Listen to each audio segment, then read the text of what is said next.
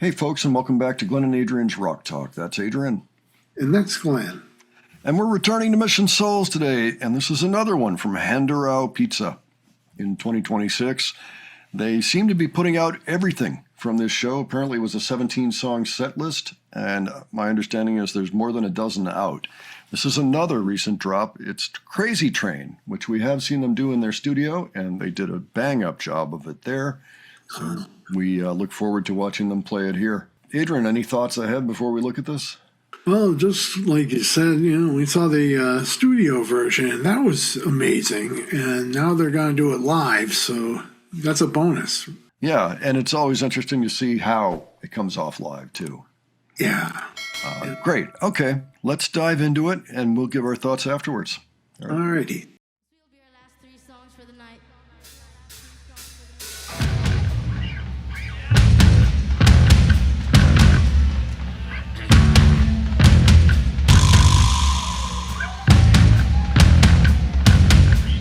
Thank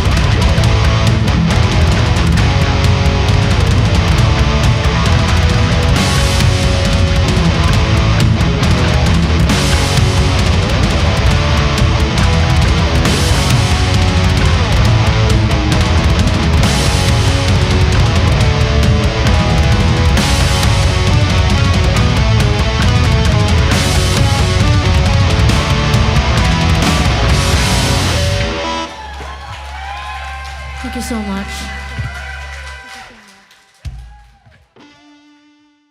Ooh, the power. The power. Right. The power behind that. What'd you think? No, all aboard in the beginning. Just doesn't feel the same, but that's on me, not them. I think Stacy had a frog in her throat. Oh, okay. She was coughing right in that same time period, like away from the mic. Oh, my. So I think if she had gone to it, she might have been like, you know, it happens. It happens all the time when you're on stage. Like, oh, wait, oh, I better let that go. Like, I'll come back. Yes. All right, here we go. Yeah, that was my interpretation of what happened there. I think she meant to do it, but just couldn't do it. Yeah, live shows, I love the power behind that performance. I love what Ice was doing there. He's adding those extra drums that we recognized from the studio version as well. Doing a lot more than the original drummer, who did have fills like that, but they didn't go on as long. Like that was a personal touch that Ice stuck in there. Yeah. Yeah, he had the right sounds on his pads, too. But, I mean, he was just killing it on the drums, though. Just those, fills, those rolls on the floor toms and stuff. Yeah. It's just awesome. It was nice to see. I also was very impressed with Nisha's, not just her soloing, but all of her guitar work in the song. She was working that whammy and the fingerboarding she was doing, along with the pick there and everything. Perfection. She's really got that stuff down. She is turning into a serious monster player, already, having just turned 16. She's 15 in this particular performance. That's right. I failed to go over the actual lineup here for those that are new. Let me just do that real quick. So sometimes the parents are there, not this time. So we have Nasus, age 17, on the bass, and she was turning it up. We'll talk about that. Nisha, 15, on lead guitar and backup vocals. Stacy, 13, lead vocals and rhythm guitar. And Ice on the drums at 12. So, yeah, Nasus, too. I loved what she was doing. She was providing a lot of power and was locked in tight with Ice's rhythms.